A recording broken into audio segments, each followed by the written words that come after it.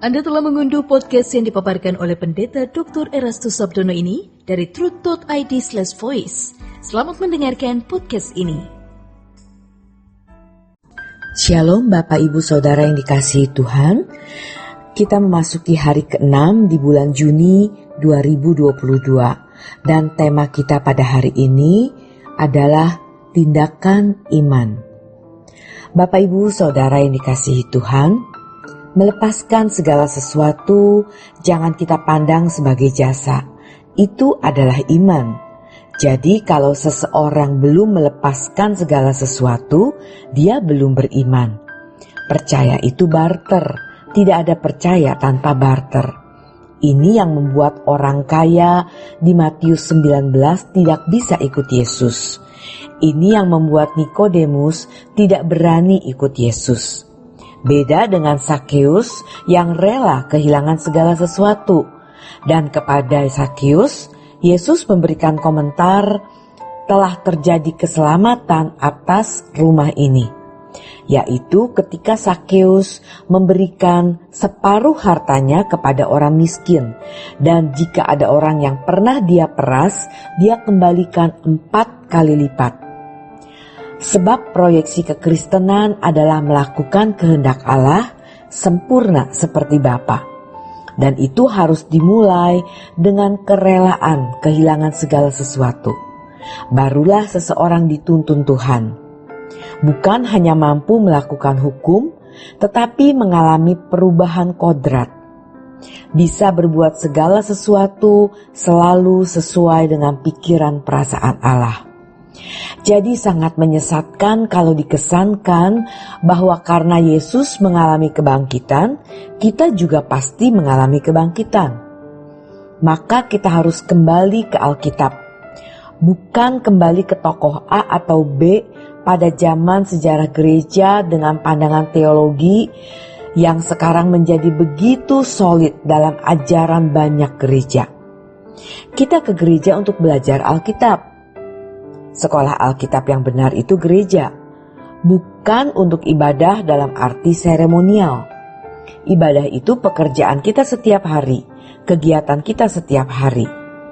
Orang yang telah mewujudkan imannya dalam tindakan melepaskan segala sesuatu adalah mereka yang berhak memiliki pengharapan kebangkitan. Seperti yang Paulus katakan, supaya aku akhirnya beroleh kebangkitan. Penerima surat Petrus adalah mereka yang bersedia dan rela menderita demi kepercayaannya kepada Yesus. Jadi bukan hanya dengan mulut atau pengakuan dengan bibir, tetapi percaya yang nyata dalam tindakan, yaitu mempertaruhkan hidup mereka. Kalau kita mempersoalkan hal ini dengan pertanyaan begini, Tuhan, apa yang harus kulepaskan? Apa yang harus kupertaruhkan? Penderitaan apa yang harus kualami? Tuhan pasti menjawab. Selanjutnya Petrus menulis, bergembiralah akan hal itu, sekalipun sekarang ini kamu seketika harus berduka cita oleh berbagai-bagai pencobaan. Maksud semuanya itu ialah untuk membuktikan kemurnian imanmu. Apakah kita sudah melepaskan semuanya? Seberapa kemurniannya? Yang jauh lebih tinggi nilainya daripada emas yang fana, yang diuji kemurniannya dengan api, sehingga kamu memperoleh puji-pujian dan kemuliaan dan kehormatan pada hari Yesus Kristus menyatakan dirinya. Bapak Ibu Saudara sekalian, sejujurnya kita mau cari apa di hidup ini? Mau mencari apa lagi? Tentu akhirnya yang kita cari adalah puji-pujian dan kemuliaan dan kehormatan pada hari Yesus Kristus menyatakan dirinya. Sekarang jangan karena kita punya kedudukan, kehormatan, membuat kita tenggelam dengan kehormatan ini. Bahaya sekali. Maka kita harus mengenal diri kita sendiri. Misalnya kesombongan. Sebab kesombongan tidak harus diucapkan atau dalam perilaku yang kelihatan. Sikap hati atau suara hati sudah bisa jadi kesombongan. Kita sering menikmati puji-pujian dan kemuliaan dan kehormatan dari manusia, dan itu menyenangkan. Namun ini yang membutakan kita, dan di sini kita sedang tidak menderita untuk Tuhan. Kedudukan itu karena tanggung jawab, bukan karena kehormatannya.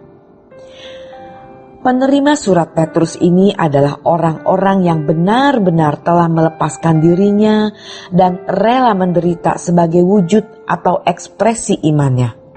Mereka bukan seperti orang-orang Kristen hari ini yang hanya memiliki pengakuan di mulut, melainkan mereka adalah orang-orang yang seluruh kehidupannya telah diserahkan kepada Tuhan. Karena iman itu barter. Jadi kalau kita mau punya iman murni, kita tidak boleh memiliki apa-apa kecuali Tuhan. Kita bersedia melepaskan segala sesuatu untuk mengikuti jejak Yesus. Dan untuk itu harus ada ujian, apakah kita layak menerima kehormatan agar dibangkitkan dan menerima kemuliaan di dalam kerajaan surga atau tidak. Bapak, Ibu, Saudara sekalian, Yesus pun mengalami ujian dan harus lulus dulu, sehingga setiap lutut bertelut, semua lidah mengaku bahwa Yesuslah Tuhan. Ia taat sampai mati, bahkan mati di kayu salib, yang karenanya Dia dibangkitkan. Ini bisnis kita, core bisnis kita. Jangan ada yang menarik selain ini. Kita adalah manusia seperti orang lain yang kadang-kadang bisa terbawa untuk melihat sesuatu yang menurut kita bisa membuat suatu kenyamanan. Namun kita harus belajar. Kita mau berubah terus. Lalu Petrus menulis, sementara kamu menantikan keselamatan yang telah tersedia untuk dinyatakan pada akhir zaman. Perhatikan, menantikan keselamatan. Apa kita belum selamat? Keselamatan itu harus dilihat dari 3 dimensi. Dimensi masa lalu, yaitu kematian Tuhan Yesus di kayu salib memikul semua dosa manusia. Tidak ada keselamatan di luar Kristus, itu harga mati. Tidak ada keselamatan di luar Kristus, hanya Kristus yang menebus dosa manusia. Lalu keselamatan ditinjau dari dimensi waktu sekarang. Kita yang mengerjakan keselamatan itu, yaitu bagaimana mengalami perubahan.